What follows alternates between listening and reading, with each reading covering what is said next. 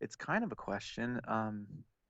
So I had been involved in the non-duality inquiry for a couple of years, and in the last 4 months or maybe a little less, the anxiety that I had about like wanting my me to fall away or understand all of this kind of stopped happening, Oh, and I had good. this different, yeah, I had this different feeling like, so apparently there's already no me, so it doesn't matter. And so I could never have it so-called dissolve. Well, because it's already not there. But even if, let's say, my sense of me never fell away, I can still live a perfectly happy and fulfilling life. Yeah. And so the question is like, it really is irrelevant. It was just put into my head when I discovered this stuff and made me feel like there was something I needed to do. But the whole I time, wouldn't it's I just like, wouldn't say that it made you feel like that.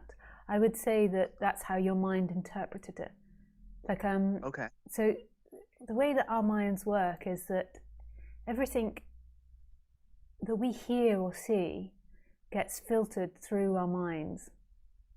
So when you came into this subject, there had been immense pressure on you to, not just you, but everyone in the society, to perform and to be a good child and to get on in the education system and to become something.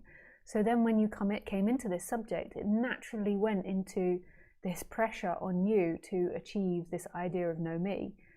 And right, it is a ridiculous idea, and it just becomes another loop.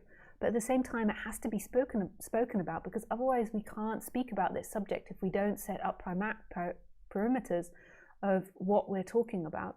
So it has hmm, to, we can't speak about it in a term of constantly saying no me, or like negating everything. Like for any teacher you listen to, there's always going to be something that is a on a like a carrot, like for the donkey, like a carrot being dangled in front.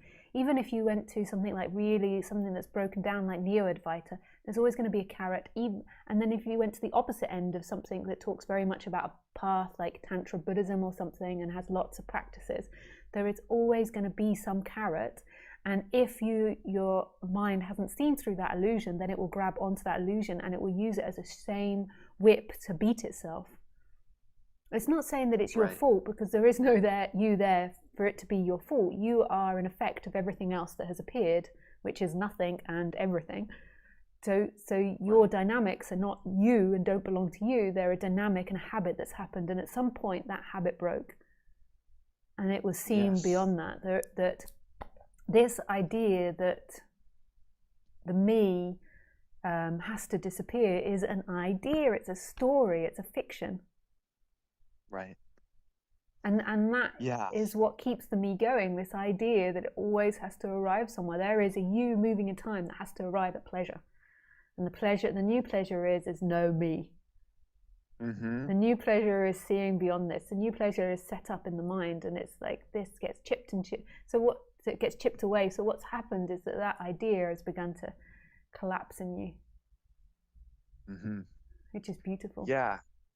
And it's not replaced by anything. It's just like it's like, oh, okay, I was thinking there was a problem, but there isn't, and I didn't achieve anything. It's just like, hey, live your life, have relationships, go to work, do this, do that, and don't fuss too much about it. Like, I don't know, everything is just a concept, but I have this image of like humans being, well, we're just apes, and prior to evolving into humans with our consciousness, like we were hanging out and just living life, and we didn't have this bubble of ideas about what it needs to be, and it was still just turning and turning the way it always has. Mm. And there's just this feeling of like the imaginariness of that bubble of thought and how it feels so real, but it's just hanging like an ether that can't really touch you. Yeah, I don't know totally. how to describe it. Yeah.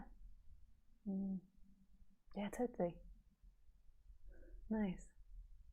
Yeah. So anyway, yeah, it's lovely to talk to you, Yeah, Lisa. thanks, Eric, And for calling in and saying that. of course, have a great rest of your day. Yeah, you too. Bye.